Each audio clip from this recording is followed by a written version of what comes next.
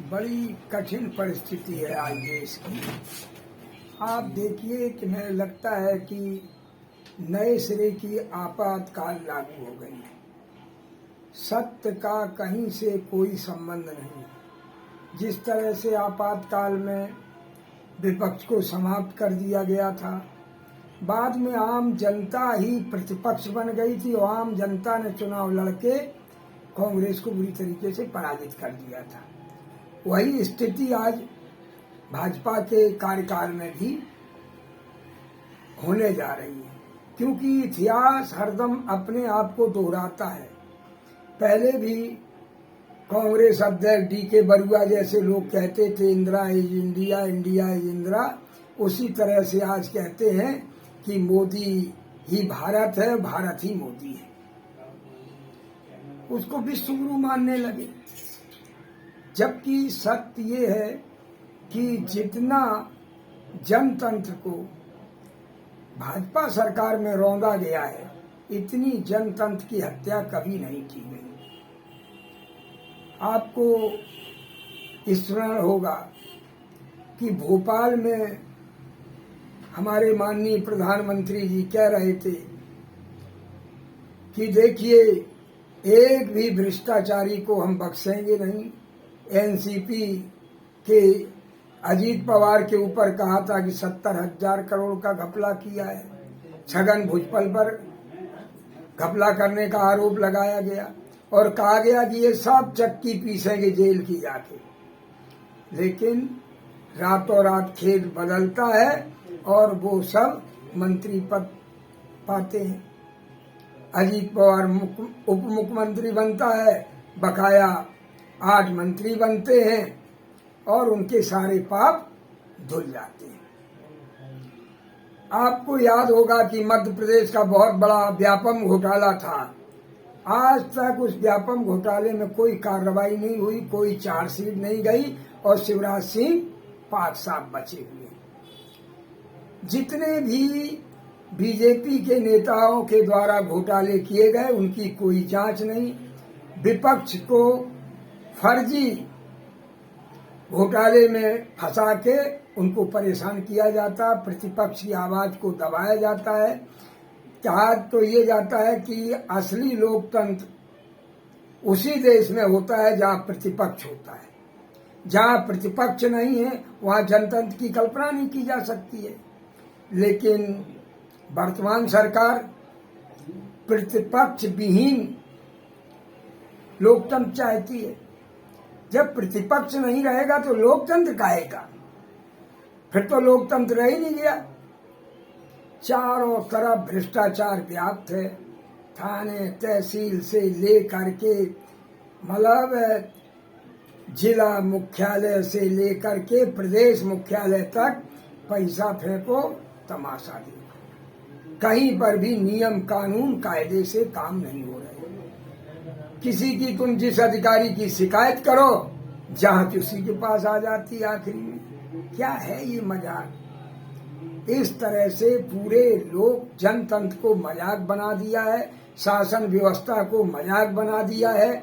हम तो ये कहेंगे कि शायद इससे गड़बड़ और गलत बयानी की सरकार तो आज तक इतिहास में बनी नहीं।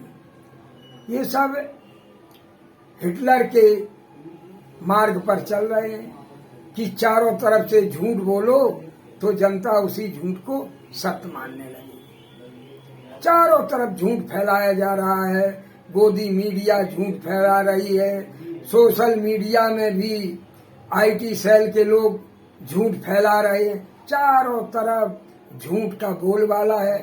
सत्य का कहीं से कोई संबंध नहीं है। मैं तो पुनः एक ही निवेदन करूंगा इस देश के सत्ताधीशों से कि सरकारें आती हैं जाती हैं, न्याय व्यवस्था ठीक रहे, लोगों को न्याय मिले, जनता की परेशानियां न बढ़ें, जनता को राहत दी जाए। आज आप लोग देख रहे हो महंगाई चरम सीमा पर है। हमारे देश के हुक्मरान वन की बात तो करते हैं, लेकिन कभी ना तो जलते हुए मणिपुर की बात करते हैं, ना बढ़ती हुई महंगाई की बात करते हैं, केवल मन की बात में क्या, ना बढ़ती हुई बेरोजगारी की बात करते हैं। आखिर मन की बात और क्या है? जो जनता के मन की बात है, जो जनता की समस्या है, उस पर कम से कम हुक्मरानों को बात करना चाहिए। वही मन की बात होती है। ये मन की बात थोड़ी होती है कि हमें जो बकवास करना है हम, वो तो बकवास होती है, अपने मन की बकवास है, मन की बात नहीं।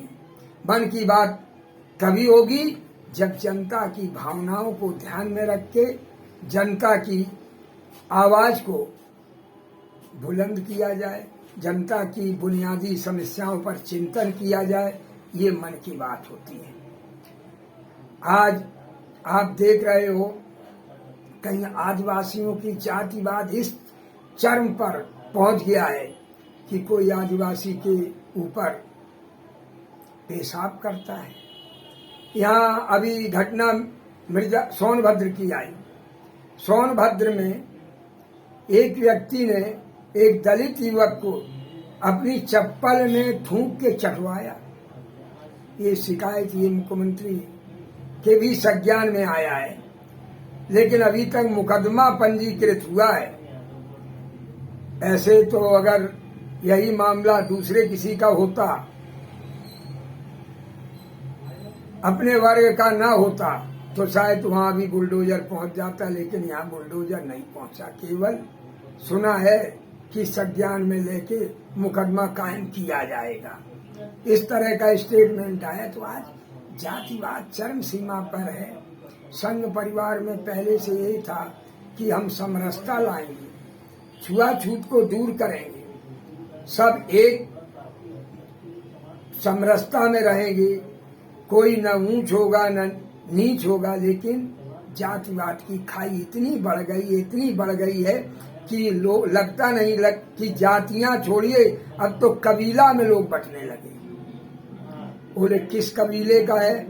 और उसमें यहाँ तक स्थिति आ गई है कि अधिकारी भी, जनता अगर कबीले में बटे तो तक कुछ बात थी, लेकिन अधिकारी भी कबीले में बट गए। अधिकारी भी जब किसी समस्या पर चिंतन करते हैं तो वो देखते हैं कि समस्या हमारे जात के लोगों की है कि अन्य जात के लोगों की है। अगर अन्य जात के लोगों की है तो उस समस्या को भी झुठला देते, उस समस्या पर कोई गंभीरता से चिंतन ही नहीं करते।